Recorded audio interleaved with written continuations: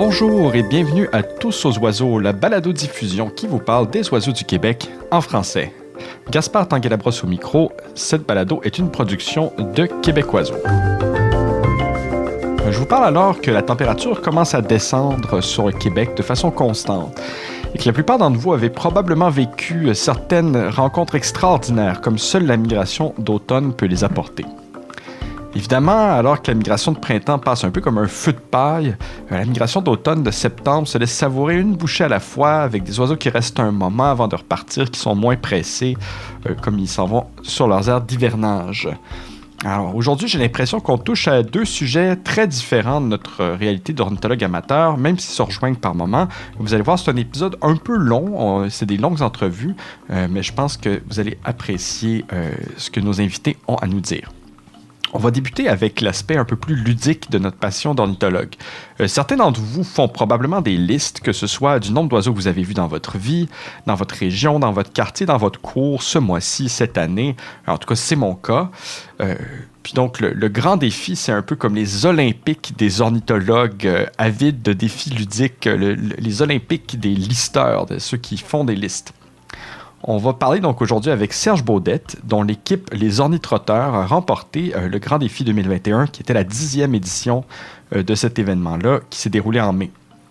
Il va nous parler en long et en large de la stratégie de son équipe, de leurs défis particuliers en 2021, des oiseaux que l'équipe a observés et aussi des oiseaux que l'équipe n'a pas observés. Vous allez voir que mettre en œuvre une liste de plus de 130 oiseaux en 24 heures en temps de pandémie, ça demande beaucoup de planification et évidemment beaucoup de talent. On va ensuite parler avec Catherine Collin, qui est une ornithologue amateur d'un site que j'affectionne particulièrement. J'essaie en général d'éviter de vous embêter avec mes histoires personnelles dans le podcast, mais aujourd'hui, je vais vous présenter quand même ma relation avec le Technoparc dont on parle aujourd'hui. C'est probablement le site le plus intéressant qui est à une courte distance de chez moi, donc à peu près à 20 minutes, je ne reste pas tellement loin à Montréal. Puis j'ai fait un petit état des lieux en regardant sur eBird, puis il y a plus qu'une vingtaine d'espèces que j'ai observées pour la première fois de ma vie sur ce site-là, au Technoparc de Montréal. Donc, c'est au-dessus d'une vingtaine de primes coches qui sont associées au Technoparc pour moi, qui représentent beaucoup par rapport à mon entrée dans le monde de l'ornithologie, à l'intérêt que j'ai développé pour l'ornithologie. Alors, c'est pas une grosse surprise que je décide éventuellement de vous parler des défis associés à la protection de ce lieu-là. Je vais en profiter avant qu'on passe aux entrevues pour faire une petite correction qui vend un peu la mèche de ma montréalitude. Lorsqu'on a parlé avec elle, on a parlé entre autres du cas récent avec la rivière Péribonka. Et puis, j'ai mentionné qu'il s'agit d'une rivière au Saguenay, parce que dans ma tête, je savais que c'était au Saguenay-Lac-Saint-Jean, mais j'ai choisi la mauvaise région. Donc, la rivière Péribonka, bien entendu, c'est une rivière qui se jette dans le lac Saint-Jean, et elle n'est pas au Saguenay, elle est au lac Saint-Jean. Et là, j'ai fait le raccourci un petit peu trop rapide. Je m'en excuse. Bon épisode.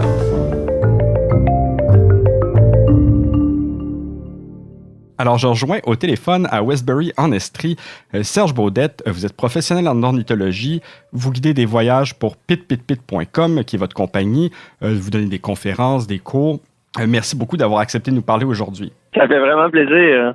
Alors, on vous parle aujourd'hui pour parler du Grand Défi qui célébrait sa 10e édition cette année de Québec Oiseaux. Et vous vous trouvez à faire partie de l'équipe Les Ornithrotteurs qui avait gagné, entre guillemets, le grand défi. Vous avez vu 132 espèces d'oiseaux en une journée. Alors, premièrement, félicitations. Merci. Et je m'en voudrais évidemment. Aujourd'hui, ce dont j'aimerais qu'on parle un peu, c'est le côté des fois un peu plus compétitif, ludique, de faire un grand défi. Mais évidemment, il ne faut pas oublier, en tout premier lieu, le grand défi, c'est une collecte de fonds. Et vous êtes la personne qui avait ramassé le plus d'argent pour la collecte de fonds avec 2642 $ ramassés qui vont tous à l'Observatoire d'oiseaux de Rimouski et à Québec Oiseaux pour des projets de conservation des oiseaux. Exact. Je pense que nos auditeurs comprennent bien ce qu'est une collecte de fonds puis comment ça fonctionne. Donc, on va se pencher plus sur le côté ludique, donc votre équipe qui avait gagné le grand défi. Mais avant tout, évidemment, c'est une collecte de fonds qui est réalisée avec ce défi-là. Alors, premièrement, présentez-nous un peu l'équipe Les Ornithrotteurs. Qui est-ce qui la compose? Avec qui vous avez fait ce grand défi-là? Donc, dans le grand défi, notre équipe des ornithoptères, il y a Alain Goulet, il y a Jean-Philippe Gagnon, puis il y a Frédéric Harault et moi-même. Donc, on est 4, puis on a fait le grand défi. Moi, j'ai joint l'équipe pour les 4 dernières éditions. OK. Puis eux avaient fait le grand défi 1 ou 2 fois là, avant moi à 3 participants.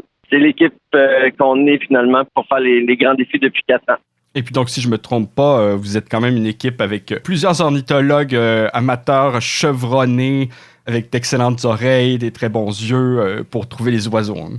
Oui, exact. Puis c'est d'ailleurs une des choses que j'apprécie beaucoup, c'est que pendant ce défi-là, dans le fond, le fait qu'on est les 4 ensemble, avec des bonnes connaissances sur les oiseaux, c'est un contexte dans ma vie où je fais de l'ornitho avec un bon niveau de défi. Là. C'est très, très stimulant parce que souvent, je me retrouve dans des contextes où c'est moi qui enseigne puis qui montre à des gens, soit qui débutent ou des gens qui sont intermédiaires. Puis là, il y a vraiment un petit challenge de raffiner l'observation, raffiner l'écoute. Ah oui. Puis il y a une réciprocité qui est super le fun là, de partager ça avec d'autres pendant 24 heures. Ah oui, j'imagine parce que, bon, dans votre métier, comme vous guidez beaucoup de sorties, de voyages, souvent vous êtes la personne ressource, vous êtes un peu en charge de porter l'équipe de gens qui vous payent pour voir des oiseaux sur vos épaules. Puis là, d'une certaine façon, vous vous ramassez dans la situation où là, votre équipe, les autres n'ont pas autant besoin de vous. Donc, vous avez vraiment plus les coups des franges, peut-être.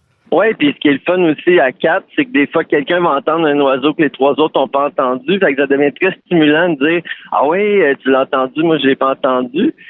Puis comme les oiseaux doivent être observés ou entendus par au moins 2 membres de l'équipe, il y a aussi cette espèce de complicité-là où on essaie... des fois, un oiseau va émettre un chant, mais il va le faire juste une fois. S'il y en a juste un des 4 qui l'a entendu, l'espèce compte pas. Ah oui. Puis comme c'est un défi d'en voir ou d'en entendre le plus possible, à ce moment-là, c'est très, très challengeant puis très stimulant de le faire ensemble puis de chercher, d'une part, à voir les mêmes oiseaux, entendre les mêmes oiseaux, puis d'être au moins 2 de l'équipe à l'entendre. Là. Fait que c'est vraiment, c'est autant influencer les autres en disant hey, « j'ai entendu cet oiseau-là, porte attention », que quelqu'un qui dit ben moi j'ai entendu un tel, fait que là on a besoin de tout le monde là, pour le pouvoir confirmer l'identification. Exact. Ah oui. Et puis donc, à quelle date vous avez fait le grand défi cette année? Nous, on l'a fait le 25 mai, puis ça tourne toujours un peu autour de cette date-là, là, dans le sens que c'est pas tellement la date du calendrier qu'une date où on est disponible dans les 3-4 jours avant, 3-4 jours après cette date-là. Puis l'idée, c'est vraiment d'aller chercher le plus de migrateurs possible avec le plus d'oiseaux résidents. Là. Fait que c'est vraiment de trouver la fenêtre qui va être la meilleure pour avoir le maximum d'espèces qui soient migrateurs ou résidentes. Là. Okay. Fait que c'est un petit défi parce qu'on a toutes des vies bien occupées. Donc, on boucle la date longtemps d'avance. On n'a aucune idée de la météo qu'il va y avoir ce jour-là. On doit vivre avec, puis à date, on était quand même super chanceux, là, malgré qu'on a eu des fois des journées avec beaucoup de vent, ce qui est probablement le pire obstacle. Là. C'est pire que la pluie. Là. Oui, quand il y a du vent. Exactement, on a quand même toujours bien tiré notre épingle du jeu. Ah, super. Et puis, parlez-nous peut-être un peu du contexte en 2021. Là, évidemment, on ne se rappelle pas exactement où est-ce qu'on en était en mai, mais est-ce qu'il y avait des contraintes par rapport à tout ce qu'on a vécu cette année au moment où vous avez fait le grand défi? Oui, il y avait des contraintes sanitaires. La pire, c'était le couvre-feu. Ah oui. Dans le fond, il fallait pas être en déplacement après, je me souviens pas si c'était 8 heures ou 9 heures. Je pense que c'était 9 heures du soir. Ah oui, Puis okay. Nous, historiquement, on commençait à Baie-du-Fèvre vers 4 ou 5 heures l'après-midi. Puis après ça, à la noirceur, on quittait Baie-du-Fèvre puis on se profitait de la nuit pour faire de la route, se rendre dans la région du sud-ouest, là, Hemingford, Ormiston, dans ces coins-là. Oui. Puis sur la route entre Baie-du-Fèvre puis la région du sud-ouest, là, on avait plusieurs arrêts pour faire de l'observation de strigidés, des hiboux, des chouettes. Puis on en attrapait quand même pas mal sur on n'en manquait pas gros finalement, entre Baie-du-Fèvre et le sud-ouest. Ah oui, OK. Puis cette année, comme on ne pouvait pas se déplacer pendant cette période de temps-là, c'était impossible de faire Baie-du-Fèvre, qui est pourtant qui est un site là où on voyait entre 5 heures l'après-midi puis la noirceur, on voyait 60 espèces là. C'est pas rien. Ah oui. Donc là, on n'a pas pu faire Baie-du-Fèvre, sinon ça aurait impliqué qu'à 5 heures du matin, à la fin du couvre-feu, on fasse la route entre Baie-du-Fèvre puis le sud-ouest, puis on aurait manqué tous les oiseaux qui sont des oiseaux qui sont plus en activité dans les premières heures d'ensoleillement. Fait que ça aurait stratégiquement été vraiment pas optimal. Donc, juste pour faire une comparaison, cette contrainte-là, l'année précédente, là, l'année où il y avait eu le grand défi sans contrainte sanitaire, on avait vu 161 espèces, puis on a vu 132 espèces. Ah oui. Mais considérant qu'on... Oui, exactement. Puis considérant qu'on n'a pas pu faire baie du Fèvre, on voyait une soixantaine d'espèces majoritairement aquatiques, puis que là, les milieux aquatiques étaient un petit peu plus durs à trouver. C'est quand même, on était hyper contents du résultat de 132 là. Ah oui, ça reste un très, très bon résultat pour 24 heures d'observation. Ben, c'est certain que oui, Baie-du-Fèvre, pour ce qui est disons, dans le sud du Québec, il n'y a aucun autre site qui est aussi bon pour les espèces aquatiques, là. C'est vraiment le sommet là, pour ces espèces-là. Exact. On était très chanceux, par contre, parce que l'endroit où on a passé la nuit, chacun dans notre tente, on a entendu beaucoup d'engoulements bois pourris, on a entendu beaucoup de choix de treillis, de grands-ducs. On a réussi quand même à trouver un super spot pour entendre les espèces nocturnes qu'on aurait dû attraper sur la route, mais en étant dans nos tentes couchées, en train de prendre quelques heures de sommeil. Ça a été une amélioration, dans le fond, de pouvoir dormir un petit peu. On était beaucoup moins fatigués que les fois où on fait 24 heures en ligne sans dormir. Ah oui, j'imagine assez bien. Alors, parlez-nous peut-être un peu justement de votre trajet, là. Où est-ce que vous êtes allé cette année avec toutes ces contraintes-là? Qu'est-ce que vous avez couvert comme site important pour donner une idée aux gens où est-ce que vous étiez?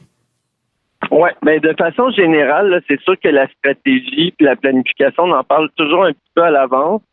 Puis après ça, on fait du raffinement dans les dernières journées en fonction des observations qui sont faites. Fait que l'idée, c'est vraiment d'aller chercher une variété de sites, donc une variété d'habitats pour aller chercher les espèces d'oiseaux qui sont associées à ces habitats-là. Donc, on essaie de pas faire trop non plus de kilométrage pour rien. Puis, on a commencé avec le marais de Saint-Timothée pour aller essayer de pallier un peu le fait qu'on ferait pas baie du Fèvre. Ah oui. Fait qu'on a commencé vraiment la soirée, là, les dernières heures de la soirée avec le marais de Saint-Timothée. Le marais de Saint-Timothée qui est, juste pour replacer les gens, c'est dans la région de Beauharnois, là. C'est sur le bord du canal de Beauharnois. Exact. Fait qu'on s'est prévu pas trop d'heures non plus parce que c'est toujours, étant donné que c'est 24 heures, on peut choisir à quelle heure on commence et à quelle heure on finit. L'idée, c'est d'avoir vraiment un nombre d'heures qui est le plus restreint pour aller chercher un maximum d'espèces possibles pour pouvoir finir le plus tard le lendemain. Fait que c'est tout le temps un peu ça qui est à jauger. Donc, la variabilité des sites, puis ensuite de ça, le bon intervalle de temps, prévoir un bon temps pour chaque site pour pas s'étirer davantage. Parce que c'est sûr que faire un site, si on avait fait le marais de Saint-Timothée, 2 heures de plus, on aurait peut-être rajouté 3 ou 4 espèces. Ah oui. Mais ça valait pas 2 heures sur un nouveau site. Ah oui, c'est vraiment un équilibre assez fragile, là, de dire on pourrait rester suffisamment longtemps pour aller couvrir au maximum, mais pas trop pour pas empiéter sur les sites différents qui vont fournir beaucoup plus de nouvelles espèces. Ah oui.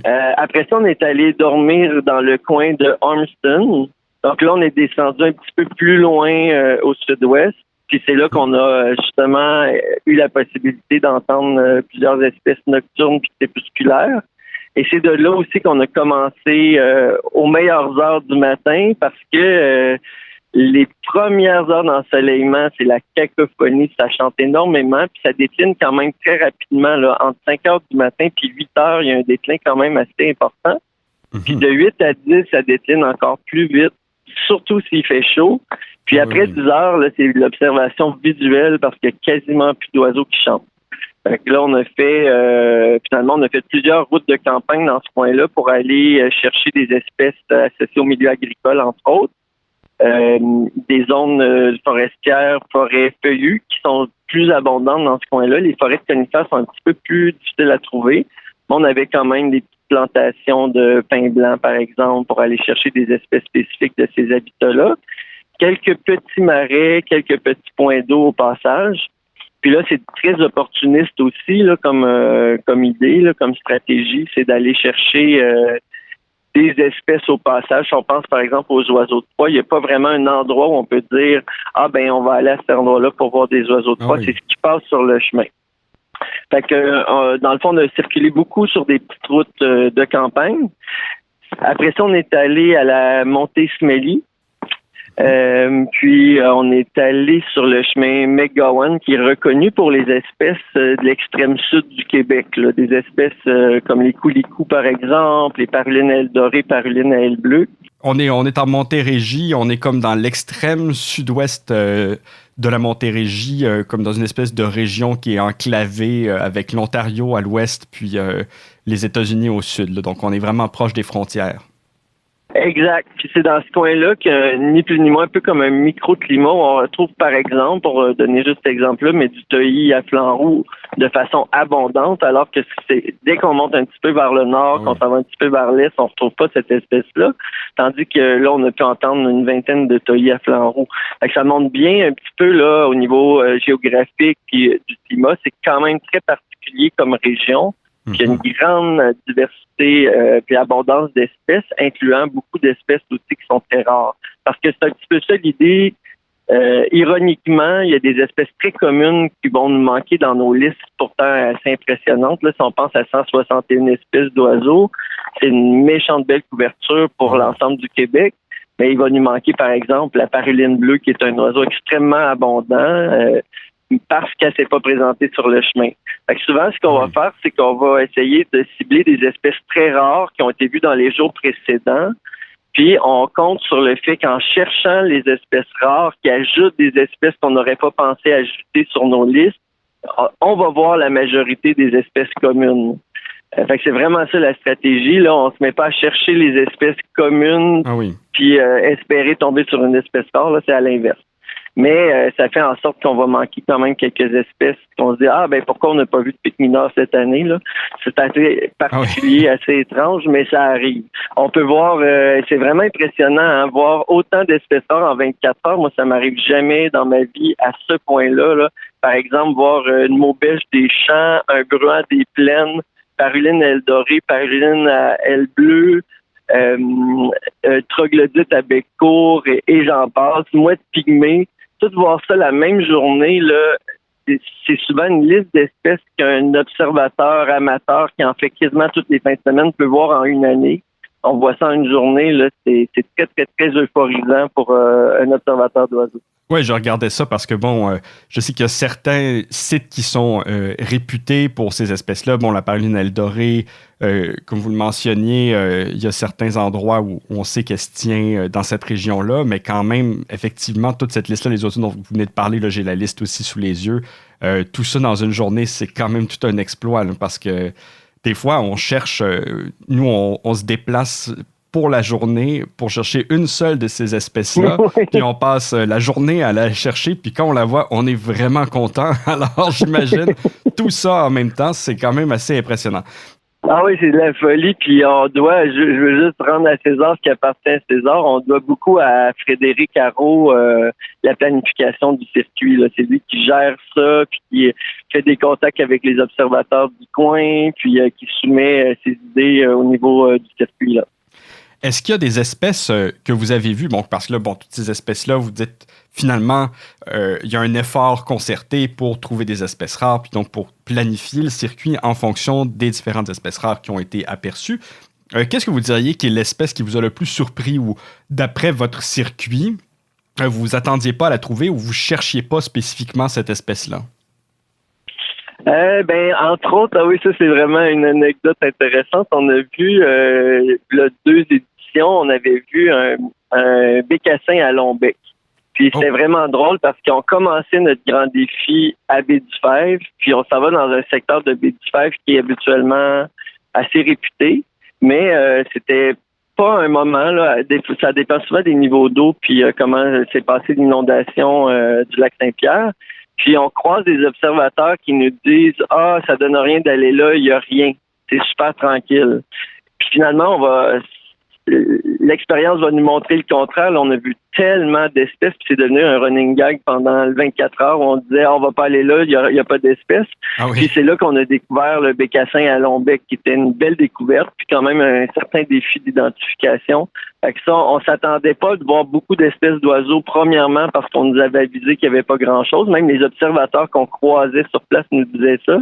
Puis, en plus de voir beaucoup d'espèces, on a vu le bécassin à long bec qu'on s'attendait pas de voir du tout. Ah, le bécassin à long bec qui est un limicole, un oiseau de rivage. Bon, déjà, dans le sud du Québec, disons, c'est pas comme en milieu marin, dans l'est, donc dans l'ouest du Québec, c'est pas excellent en général pour les limicoles. Il y a certains sites pour lesquels ça marche bien. Mais en plus, le bécassin à long bec, c'est pas du tout une des espèces, disons, les plus fréquentes ou communes dans les groupes d'oiseaux de rivage qui vont passer dans le sud du Québec. Non, exactement. Puis en plus, à travers les bécassins roux, c'est quand même pas nécessairement très, très facile de pouvoir le reconnaître. Puis donc, s'il avait été à une plus grande distance, par exemple, peut-être qu'il nous aurait passé sous le radar. Là, on l'aurait pas vu. Ouais, que vous n'auriez pas été capable d'identifier avec certitude ou vous auriez pensé que c'est un bécassin roux qui est comme l'espèce un petit peu plus fréquente. Exact. Et puis, donc là, c'est intéressant parce que vous parlez d'un peu ce qui se passe pendant la journée. Est-ce qu'il y a des ajustements qui se font la journée même ou est-ce que vous vous en tenez à votre plan de match une fois qu'il a été déterminé? Est-ce que ça arrive, par exemple, qu'au bout d'une demi-heure, vous décidiez que finalement le site a l'air trop tranquille puis vous dites, bon, mais on passe au prochain appel ou on rajoute quelque chose sur notre liste? Oui, en fait, on fait des petits updates réguliers. Nous, on prend ça bien à cœur en passant. Ouais, parce que un grand défi, c'est vraiment... Ouais, c'est ça. C'est vraiment un défi personnel qui reste super amusant. Puis on est enthousiaste à l'idée, justement, de faire... d'amener des précisions comme ça, là, ce qui n'est pas du tout nécessaire dans un grand défi. De façon vraiment régulière, on va faire un update ou une mise à jour, en fait, des oiseaux qu'on a observés, mais surtout des espèces qui nous manquent. Okay. Alors, on a une liste des espèces plus fréquentes, je dirais, là, parce que nos cibles rares, on les a sur des sites précis. Puis là, en fonction des espèces communes qu'on n'a pas observées, c'est vraiment ça qu'on va regarder beaucoup vers la fin. Je dirais, après 10 heures le lendemain matin, quand les oiseaux sont plus tranquilles au niveau vocal, qu'on a été chercher la plupart des espèces qu'on s'attendait d'aller chercher, là, on se met à écrire les espèces qui nous manquent dans les espèces communes, puis à regarder dans quel type d'habitat ces espèces-là se tiennent. On fait des ensembles, puis là, on va justement décider des lieux parmi plusieurs possibilités, là, parce que là, on est sur le retour vers Montréal, à partir de la région du sud-ouest. Puis là, il y a beaucoup de sites potentiels qu'on peut visiter. Fait que c'est en fonction de ce qui nous manque, puis des habitats que les oiseaux qui nous manquent fréquentent, qu'on va décider d'aller sur un site plutôt que sur un autre. Puis, effectivement, qu'il va arriver des moments où on va aller sur un site qui nous semblait prometteur, c'est particulièrement tranquille, puis on va changer de stratégie. Finalement, on va aller sur un autre site. Mais c'est sûr qu'on peut pas beaucoup jouer parce que dès qu'on est en voiture, les possibilités d'observation, à part pour les rapaces en vol, sont extrêmement minces. Fait que l'idée, c'est de passer le moins de temps possible en voiture, le plus sur le terrain, mais de choisir les bons sites aussi, là. C'est vraiment une recette quand même assez précise, là. Ah oui, effectivement, c'est tout un travail d'horloger, de précision, puis d'instinct aussi, j'imagine. Peut-être une petite question. Est-ce qu'il y a des oiseaux en 2021 que vous avez ratés, que vous n'avez pas vus, puis vous vous dites, mais voyons, ça se peut pas, on a vu 132 espèces, puis comment ça se fait qu'on n'a pas vu ça? Ouais, je les ai pas en tête, mais à chaque édition, c'est ça qui arrive. On fait le bilan des espèces rares qu'on a vues, qu'on est content d'avoir vues, qu'on s'attendait pas de voir. Cette année, ça a été beaucoup la mouette pygmée qui nous a épatés. Puis ça a été une des espèces qu'on a vues à la toute fin du grand défi. Justement en dehors des zones côtières en plus, là, fait que c'était vraiment particulier. Ah oui. Sinon, c'est ça, on fait le bilan de ces espèces-là, mais on fait aussi le bilan des espèces qui étaient sur notre fameuse liste, là, qu'on fait une mise à jour régulièrement pour dire, OK, il nous reste ça qui est assez commun, qu'on n'a pas vu encore. Fait que là, à la fin, il en reste tout le temps 3 ou 4, puis on fait, mais c'est bizarre qu'on n'ait pas vu ça. C'est toujours compensé par les espèces qu'on s'attendait pas du tout de voir. Il y a des grandes raretés, mais des fois, c'est des espèces migratrices qu'il faut juste être hyper chanceux pour tomber dessus. Puis ça, il va en avoir tout le temps. Là. C'est vraiment le fait qu'on passe beaucoup de temps en nature, ça maximise les chances qu'on voit des espèces qui sont ni dans les espèces rares qu'on avait projetées parce que des observateurs les ont vues avant, puis on sait sur quel site les chercher, puis qui sont pas non plus dans les espèces communes qu'on s'attend de trouver. C'est des espèces vraiment de passage, des surprises comme ça qu'on attrape. Puis, fait que c'est ça. Sont compensés largement les absents par ces espèces-là qu'on s'attendait pas de voir. Ah oui. Et puis, bon, là, vous dites que ça fait plusieurs années que vous faites le grand défi. Est-ce que, avec votre équipe, il y a un sentiment que vous avez besoin de vous renouveler avec les années? Est-ce que, par exemple, vous dites, mais on va faire d'autres sites, on va essayer de changer de région, ou est-ce qu'en fait, le but, c'est vraiment à chaque année d'optimiser au maximum le nombre d'espèces, donc vous retournez un peu au même site où vous savez, par exemple, qu'il y a des espèces rares qui sont vues quasiment à chaque année? On a toujours la discussion à chaque année. Là, cette année, ça nous a un peu pris de court avec les conditions sanitaires. Là. Et c'est toujours un peu l'idée, parce que dans la levée de fonds, là, nous, c'est vraiment la motivation première. Là, puis j'espère que c'est comme ça pour toutes les équipes. Mais dans l'idée de la levée de fonds, moi, j'ai des gens qui donnent à travers mon réseau en fonction du nombre d'espèces observées. Puis on dirait que ça amène un défi supplémentaire que juste, on se fait un trip entre amis de voir le plus d'oiseaux, le plus d'espèces possible, puis ça, c'est vraiment le fun en soi. Mais c'est vraiment de créer un engouement, puis de donner aussi envie aux gens de donner des sous pour la levée de fonds. Fait que, on dirait que le fait de voir beaucoup d'espèces, d'être l'équipe qui a vu le plus d'espèces, ça crée je dirais, un incitatif intéressant pour les gens. Les gens ont envie d'encourager cet effort-là. Moi, je le vois, puis on a accès à des réseaux quand même assez grands, là, de par la nature de notre travail par ailleurs. Fait que c'est toujours une recherche de dire comment on peut rendre l'expérience incitative pour les gens pour donner pour la levée de fonds. Fait que quand on a des idées différentes, par exemple, à un moment donné, on a beaucoup parlé, on en parle quasiment à chaque édition, de faire un grand défi qui serait plus vert. Là, même si le grand défi, on le fait toujours avec une auto hybride pour essayer de limiter l'impact qu'on a sur l'environnement. On se disait, on pourrait faire un grand défi à un moment donné en vélo, en canot, etc. Ah oui. Choisir une haute montagne pour faire pour avoir des espèces de basse altitude, puis en montant en altitude, on change beaucoup d'habitat avec de plus en plus de conifères. Fait qu'il y a différentes stratégies qu'on regarde. On voulait aussi faire quelque chose en lien avec... on a beaucoup financé finalement l'Observatoire d'oiseaux de Tadoussac. Cette année, c'était l'Observatoire des oiseaux de Rimouski. On essaie de varier aussi les organismes à qui on va envoyer les sous. Puis on parlait aussi de partir du sud du Québec, puis pendant la nuit, se rendre jusqu'à Rimouski. Ça serait comme un... Oh wow! Je dirais...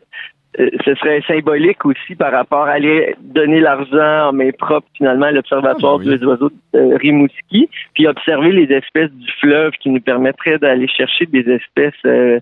On aurait les espèces du sud-ouest, puis les espèces plus maritimes. Que c'est impossible de voir en Montérégie, hein. Exact. Donc, il y a différents scénarios comme ça qu'on évalue, puis c'est toujours la question de est-ce qu'on va dans une idée qui va faire en sorte qu'on va avoir moins d'espèces ou on reste dans la stratégie de voir le plus d'espèces possible. C'est une discussion qu'on a tout le temps.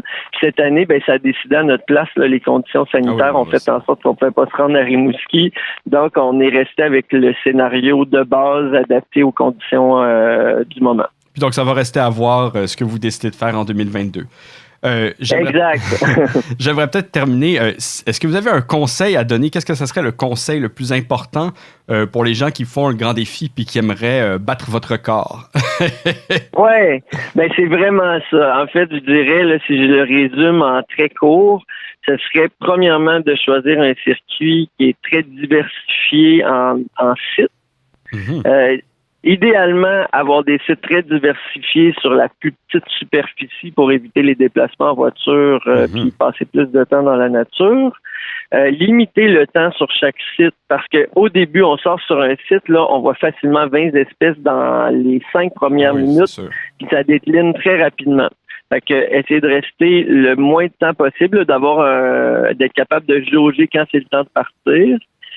puis axer sur les espèces rares qu'on peut avoir des bonnes chances d'observer, puis compter sur le fait qu'en cherchant ces espèces rares-là, on va avoir accès aux espèces plus communes, puis faire des petites mises à jour régulières dans le reste de la journée qui est plus tranquille pour choisir des sites où on va aller chercher les oiseaux absents. Donc, je dirais que c'est vraiment l'idée générale de la stratégie pour voir le plus d'espèces d'oiseaux dans un grand défi ou durant une observation. Puis ça, c'est les grands défis avec déplacement. Là, ça, c'est la formule que nous, on a choisie. Mais il y a des équipes qui font des grands défis sans déplacement. Puis il y a une équipe qui est extraordinaire aussi, qui a fait le grand défi sur la plateforme de l'observatoire Raoul, le nom m'échappe, là, dans le parc du Bic, mais qui a observé, si ma mémoire est bonne, c'est 125 ou 130 espèces sans déplacement. Là, c'est juste phénoménal. Là. C'est quasiment difficile à croire. Là. C'est vraiment de toute beauté. Ben écoutez, on vous félicite encore une fois pour cette victoire-là au 10e Grand Défi. On vous remercie de nous avoir consacré ce temps-là. Puis là, maintenant que vous nous avez dévoilé votre secret, on attend de voir si une équipe va être capable de vous dépasser éventuellement dans les années à venir. Merci beaucoup, Serge Baudette. Merci à vous.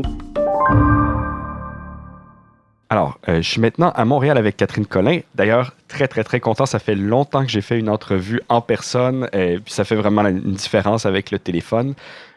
Catherine, on va se tutoyer quand même, on se connaît très bien. Tu es citoyenne montréalaise engagée. D'ailleurs, une excellente ornithologue. On s'est croisés souvent sur le terrain.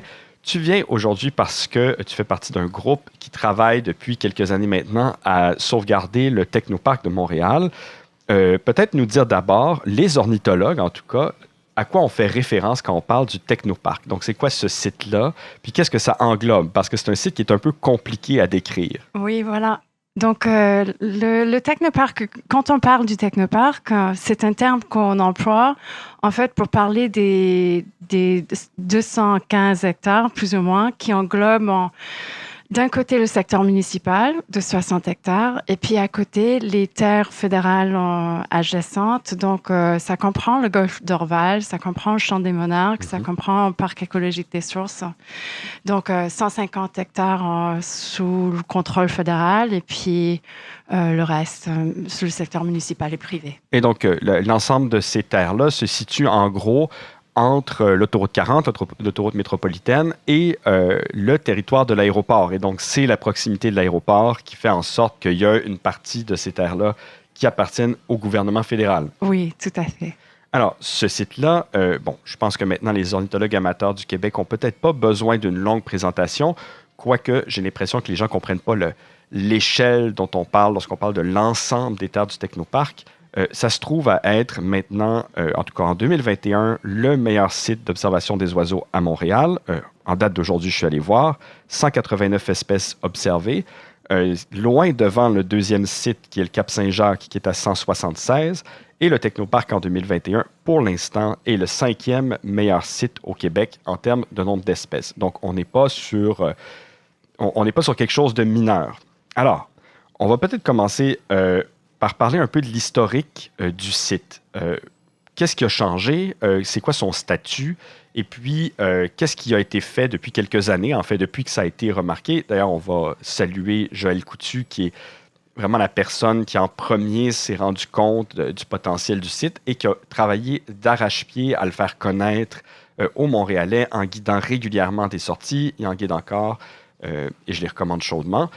Et donc, qu'est-ce qui a changé pour le mieux et qu'est-ce qui a changé pour le pire depuis, disons, les 6-7 dernières années? Tout à fait. Donc, moi aussi, je souhaite saluer Joël Coutu pour son travail extraordinaire de sensibilisation et cet intérêt qu'il a suscité parmi les citoyens qui ne connaissaient pas l'ornithologie forcément. Donc, un gros merci. Donc, ce qui a changé, en fait, malheureusement, rien n'est vraiment protégé pour l'instant. Donc, on parle du parc écologique des Sources qui est dans le secteur fédéral. C'est le secteur où on se trouve en Marais des Sources, Et évidemment, le petit blongio, qui est peut-être l'oiseau le plus connu, le plus menacé du secteur. Donc là, ça a reçu un mot des aéroports de Montréal, comme quoi ils comptaient protéger cet espace, mais c'est comme si un locataire dit qu'il veut protéger son terrain. Ce terrain-là n'appartient pas aux aéroports de Montréal. Donc, le statut de protection n'est pas reconnu au niveau fédéral. Et c'est ça qu'on souhaiterait avoir pour ces secteurs fédéraux. Ah oui, puis de toute façon, de ce que je comprends, il n'y a pas vraiment une possibilité de faire des travaux sur ce secteur-là. À partir du moment où le petit blongio est là, le petit blongio est une espèce protégée en vertu de la loi sur les espèces menacées au niveau fédéral. Il est classé espèce en voie de disparition par la COSEPAC et donc son habitat est comme protégé par la loi d'une certaine façon. Oui, je crois que son statut est toujours menacé et non pas en voie de disparition, mais c'est vrai que le zone tampon pour sa protection serait de 500 mètres, si je comprends bien, tout autour. Donc, mais c'est vrai, cette histoire-là, en fin de compte, au début, quand le REM planifiait son trajet initial, ça a été près des marais des sources. Et donc, on a réussi, dans l'époque, je n'étais pas bénévole avec Technoparc Oiseau, mais on a réussi quand même à déplacer le trajectoire du REM pour ne pas toucher le petit blongio. Donc oui, tu as raison. ADM, les aéroports de Montréal aurait du mal à développer sur ce site à cause du petit blongio. Oui, c'est vrai. Par contre, ça laisse beaucoup d'autres sites qui sont vulnérables au développement, que ce soit par l'aéroport de Montréal, puis on va sûrement parler très bientôt du sujet qui, disons, plus d'actualité en ce moment, ou par la ville de Montréal via le secteur qui s'appelle l'éco-campus du Technoparc, qui est comme encore en suspens, mais qu'ils ont l'intention éventuellement peut-être de développer. De ce côté-là, où on en est par rapport au secteur de l'éco-campus. Donc ça, on parle des terres qui appartiennent à la ville de Montréal, puis dont l'intention était de les développer éventuellement. Donc, on n'a pas encore de nouvelles définitives. On sait que la ville de Montréal s'est prononcée avec la volonté de vouloir protéger les terres qui leur appartiennent dans le secteur municipal, mais on n'a toujours pas un parc nature des sources.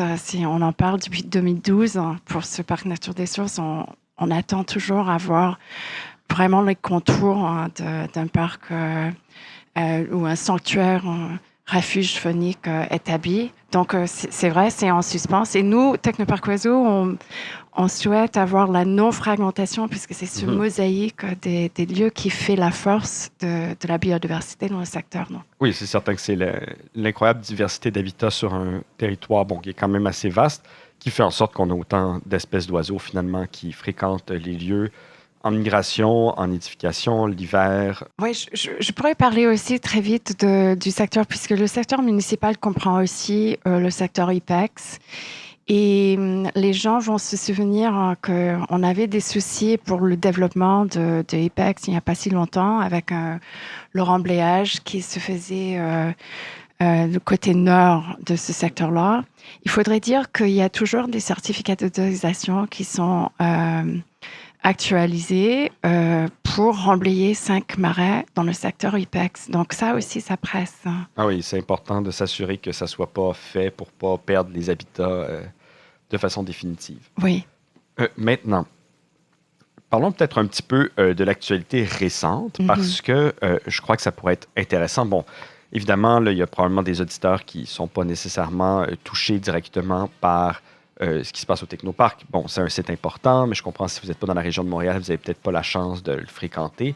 Par contre, ce qui est intéressant, c'est que là, récemment, il y a eu des développements dans un des grands marais, et c'est la vigilance des citoyens, des ornithologues qui le fréquentent, qui a permis, en fait, de régler la situation très rapidement. Donc, peut-être parle-nous un peu, Catherine, de cette situation-là. Donc, on parle de l'étang au héron et de l'affaissement qu'on a pu observer grâce à un ornithologue, à des ornithologues et des photographes qui étaient sur site, qui ont constaté quand même un assèchement très, très rapide, qui n'était pas du tout synchronisé avec les niveaux d'eau qu'on observait, marée apex et marée des sources. Donc, on savait que cet assèchement était quelque chose de particulier. Et c'est grâce à ces photographes et ces ornithologues amateurs qu'on a pu trouver un premier affaissement qui était lié en fait à une ébullition qu'on a pu constater en décembre aussi. Et puis par la suite, CDPQ Infra, le REM, a en fait affirmé qu'il y avait 5 affaissements dans le secteur. Ce qu'il faut savoir peut-être juste rapidement, c'est qu'on parle d'un marais sous lequel le REM est creusé. Donc, la station de REM est en face du marais et éventuellement, le REM va passer en dessous pour aller rejoindre les stations de l'aéroport. Donc, c'est pour ça que l'affaissement avait rapport, en fait, avec CDPQ Infra. Là. Oui, voilà. Donc, tout à fait. Le tunnelier, maintenant, a dépassé l'étang au héron. Mais on sait que tout cet endroit-là, c'est souvent le cas avec nos marais. Ce n'est pas simplement l'eau qui compte pour nos marais, c'est évidemment la zone tamponne qui entoure le boisé aussi. Et tout ce secteur-là, en 2016-2017, était milieu humide. Donc, on avait le petit marais Uber Eves, un marais Cœur, à peu près 7 hectares supplémentaires de marais qui étaient au marécage, milieu humide qui était dans le secteur. Donc, ça change aussi la qualité du sol. Et donc, même s'il faut rester vigilant, il faut quand même souligner le fait que grâce à l'intervention rapide, au contact rapide qui a été établi par Technoparc Oiseau en voyant la situation très inquiétante, CDPQ Infra, probablement, on ne va pas douter de leur bonne foi, mais il y a certainement, en tout cas, une crainte d'avoir de la mauvaise publicité. On sait que le REM, c'est un projet qui est quand même assez controversé. Et donc, ils ont agi rapidement, non? Oui, pour nous, on est toujours en discussion en fait avec le REM. On a des discussions plus formelles cette semaine, mais on était rassurés de savoir qu'il y avait une prise de responsabilité, au moins pour les affaissements. Il ne prend pas la responsabilité pour l'assèchement, mais l'eau commence à être restaurée avec un délai pour laisser s'évaporer le chlore, puisque ça vient de l'eau de ville. Donc, on voit que l'eau remonte et ça nous rassure, mais on voudrait toujours avoir un suivi pour la transparence de ces mesures de restauration. Surtout s'assurer que les poissons, le frais qui a été peut-être endommagé cette année, va pouvoir être rétabli. La végétation qui a été perdue à cause des dolines, etc. Donc, les dolines qui sont ces espèces de trous là, qui se sont formés. Oui. Sinon, là, récemment, il y a eu une manifestation parce qu'il y a un projet qui risque d'empiéter sérieusement sur le territoire du Technoparc. Oui, donc en même temps, on a eu une crise, pour ainsi dire, cet été, enfin fin du printemps de cette année, quand on a su que le développement allait s'avancer assez vite. Champ des Monarques. Et Champ des Monarques, c'est un terrain qui est composé de prairies avec des boisés, des marécages arbustifs de chaque côté. Donc, un terrain qui est très intéressant pour nos rapaces, surtout le hibou des marais, par exemple. Entre autres, on a recensé entre 11 et 12 espèces à statut sensible dans ce secteur-là. Donc, Medicom, qui est une manufacture de masques, de tissus de masques, propose s'installer sur le site Champ des Monarques.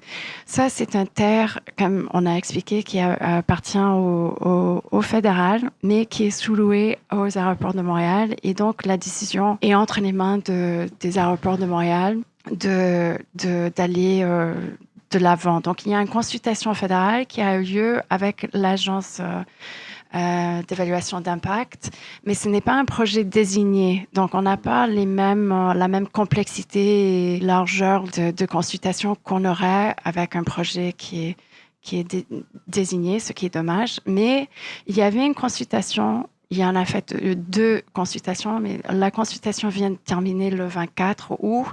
Et ça aussi, c'était grâce à la pression citoyenne, Ah oui. Un prolongement de 30 jours pour avoir plus de de feedback dans cette consultation. Donc, on attend toujours la décision des aéroports de Montréal. Il y a une deuxième autorité, il faudrait dire, qui est Sciences, Innovation et Développement économique au Canada. Nous aussi, on attend une réponse de cette autorité-là. On espère qu'ils vont prendre en compte les centaines de personnes qui ont écrit des organismes, les 40 organismes qui ont signé notre lettre d'appui pour dire non. Il y a 20 hectares de locaux vides, des terrains vides dans le secteur qui pourraient se servir. Oui. Si on veut aider Technoparc Oiseau, donc l'organisation, en ce moment, le groupe atteint sur Facebook quelque chose comme 3000 membres, au-dessus de 3000 membres. Si on veut aider... c'est 4000, oui, plus de 4000 maintenant. Plus de 4000, oui, ça faisait trop longtemps que j'ai regardé, c'est dans mon souvenir. Ouais. Alors, si on est citoyen montréalais, qu'est-ce qu'on peut faire pour aider? Quelles sont les options? C'est surtout pour sensibiliser vos proches qui ne sont peut-être pas au courant du fait qu'on a ces 215 hectares. C'est aussi écrire à vos élus. On est dans la période des élections. Technoparc Oiseau reste non partisan, mais on préconise quand même la protection de ces lieux et il faut faire savoir à nos élus qui ignorent, pas par méchanceté, mais du fait que simplement de l'ignorance, ne pas savoir que ça existe. Donc, sensibiliser vos proches, mais aussi vos élus pour qu'ils prennent ça au sérieux pour protéger ces lieux en perpétuité et en statut non fragmenté, c'est surtout ça. Oui, c'est vraiment un site qui est situé à un drôle d'endroit, c'est-à-dire qu'il n'y a pas vraiment de personnes, il n'y a personne qui habite autour, donc il y a très, très peu de chances, disons, de tomber là-dessus par hasard. Là, moi, mes amis que j'ai amenés là n'en revenaient pas de savoir que ça existait à Montréal. C'est vraiment difficile, puis c'est impossible en tout cas de tomber dessus par hasard. Justement, on parle d'élections. Là maintenant, on va terminer, on se parle en fait le jour des élections fédérales. Maintenant, il y a un cycle d'élections municipales qui va commencer partout au Québec. Évidemment, nous, on ne veut pas prendre position par rapport aux différents partis dans les différentes villes. Par contre, évidemment, je pense que le podcast peut se permettre de prendre position pour une préservation maximale des sites d'intérêt pour les oiseaux. Alors, qu'est-ce que vous auriez comme conseil aux gens qui sont partout au Québec? Parce que ce genre de situation-là, où il y a des enjeux de conservation de milieux humides, de terrains importants pour les oiseaux, évidemment, ce n'est pas unique à Montréal, il y en a absolument partout au Québec. Puis là, récemment, par exemple, on a eu l'exemple avec la rivière Péribonka au Saguenay, qui, encore une fois, c'est la pression citoyenne qui a permis de faire reculer le gouvernement. Alors, vous qui êtes là dans ce groupe-là qui essaie de défendre les intérêts du Technoparc, quel conseil vous donneriez aux autres citoyens à travers le Québec en cette période électorale pour sensibiliser les élus partout au Québec à l'importance de préserver ces milieux-là? Oui, donc au niveau de l'organisation de notre mobilisation, je pense qu'il faudrait dire qu'on a commencé à vraiment s'ouvrir vers d'autres groupes et avoir un soutien qui est une sorte de réseau. Donc avec ces 40 organismes, ça c'était le fruit, si on peut dire, d'une ouverture vers les organismes dont Regroupement Québec Oiseau, par exemple, enfin qui nous soutiennent énormément. Donc travailler avec d'autres groupes, ça, c'est essentiel, à mon avis. Pour les arguments, ce n'est pas parfois... On est passionné d'oiseaux, on pense que tout le monde devrait l'être aussi, mais parfois, ceux qui résonnent avec d'autres citoyens qui ne sont pas encore des ornithologues amateurs. Ce sont seulement des ornithologues en devenir, en attente de découvrir ce monde-là. C'est aussi de parler des services écologiques qui sont rendus par ces espaces verts. Donc, des îlots de fraîcheur, ça coûte à la ville, ça coûte au Québec d'avoir ces îlots de chaleur au niveau de la santé, au niveau... Il y a toutes sortes de prix qu'on paye pour avoir ces îlots, de détruire en fait nos espaces verts. Et ça résonne parfois chez les gens qui ne sont pas encore, comme tu dis, ornithologues. Donc, parler des services écologiques offerts par ces espaces verts et que la conservation, ce n'est pas une quête qui est finie. Nos espaces sont souvent, surtout sur l'île de Montréal, c'est circonscrit. On ne peut pas s'étaler pour toujours pour le développement. Donc, pour nous, on a trouvé efficace de dire on n'est pas forcément contre le développement, on est juste contre le fait de bétonner nos espaces verts en nos derniers milieux naturels pour ce développement-là. Oui, puis d'une certaine façon, malheureusement et heureusement, ces espaces-là seront toujours disponibles pour le développement. Donc, on peut toujours se questionner sur est-ce qu'il y a vraiment une nécessité immédiatement de le faire. Alors, c'est très difficile de recréer un milieu naturel. Or, la facilité de décider on rase tout, on construit par-dessus, va être la même dans 30-40 ans. Donc, c'est une décision qu'on prend vraiment pour les générations futures. Puis, il faut vraiment se poser la question si c'est la bonne décision qu'on prend maintenant. Catherine Collin, merci beaucoup d'avoir été avec nous aujourd'hui. Puis bon, on se croise les doigts. Évidemment, on parle de ces sujets-là auprès des élus, des candidats, puis partout où vous soyez au Québec. Évidemment, on vous encourage à travailler comme ça pour la préservation des milieux naturels et évidemment des milieux naturels qui sont importants pour les oiseaux. Merci beaucoup. Merci à toi, Gaspard. Et voilà, c'est tout pour aujourd'hui. On vous invite à surveiller la page Facebook ou le site web de Québec Oiseau parce que Québec Oiseau va publier au courant du mois son rapport d'activité annuelle. Sur ce, on vous laisse à vos lunettes d'approche et à votre observation de sauvagine du mois d'octobre.